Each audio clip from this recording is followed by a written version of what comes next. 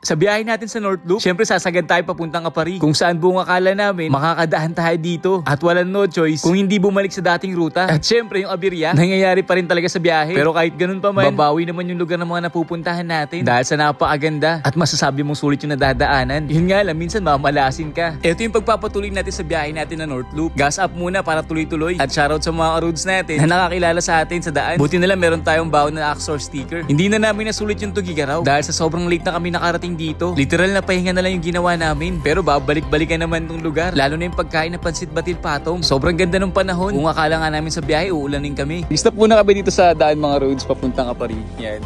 Kasi muna kami. Papahinga. So, isang oras na rin kami bumabak-bak tuloy-tuloy. Sinusubukan kasi namin habulin yung oras para marating natin yung Apari. Yan. Mga nag-aaway na yung mga tropa. Bumibili ng mga pagkain. Fresh tilapia. Ayun buhay na buhay. Tilapia Baliktad nga lang.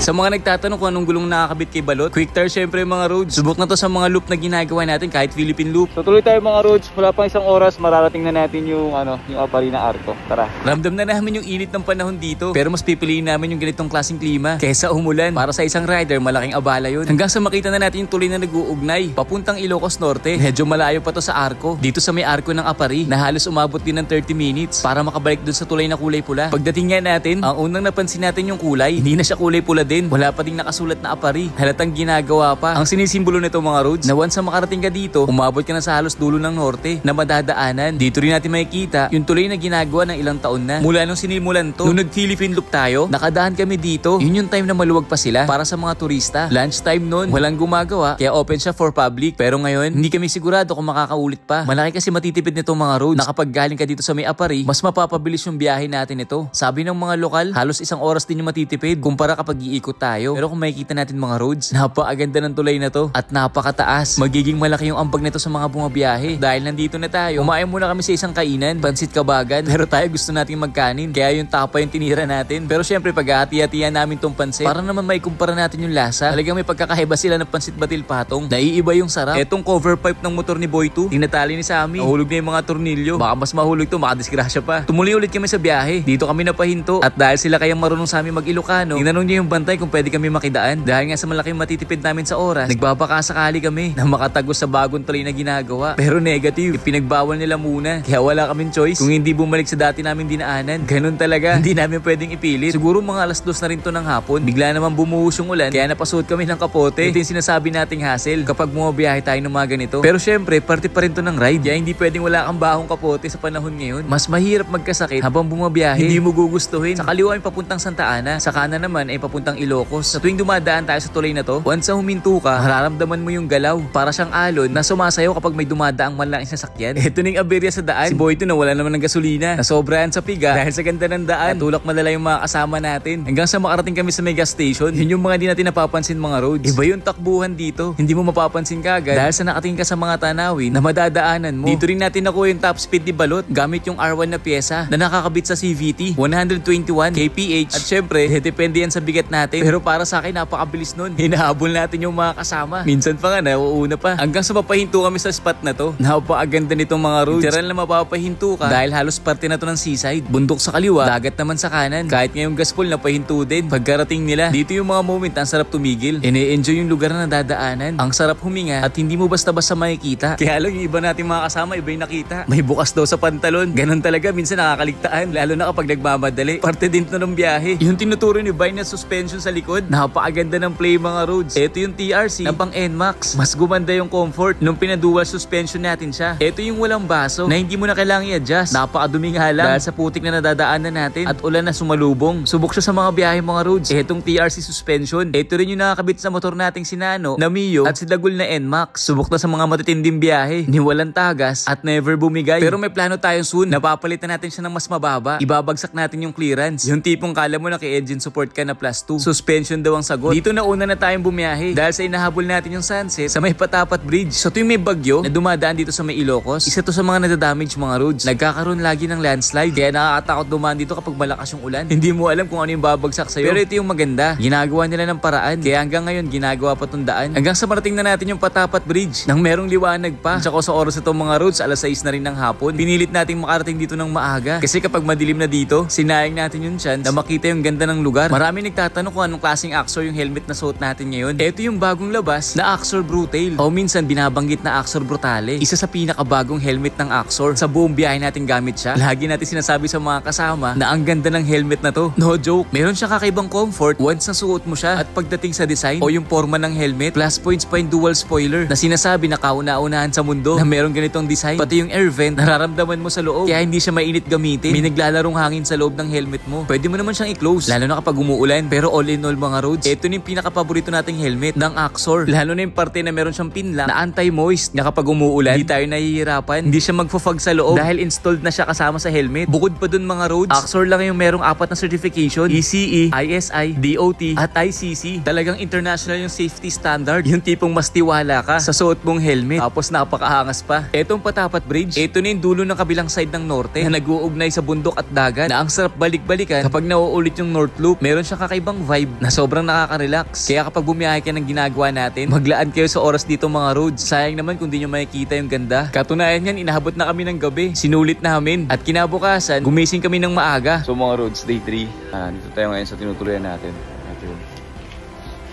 Susubukan kasi namin pumunta ng dagat. At syempre dahil sa nasa pagudpud ka na, matik yan, lulublob tayo. Medyo mahaba nga lang yung lakaran para makapunta dito sa may parte ng open beach. Tayo yung unang lumublob. Nakaka-excite kasi pagkatapos ng napakahabang biyahe, dito naman tayo magpapahinga. Kaya lang habang bumababad tayo, dito ko parang may naramdaman na may parang dumikit sa atin. Sa braso una nating naramdaman na merong makate. At habang tumatanggal may yumayakap sa atin. Akala ko kung ano lang, pero meron tayong nakitang galamay sa tiyan natin banda. Jellyfish.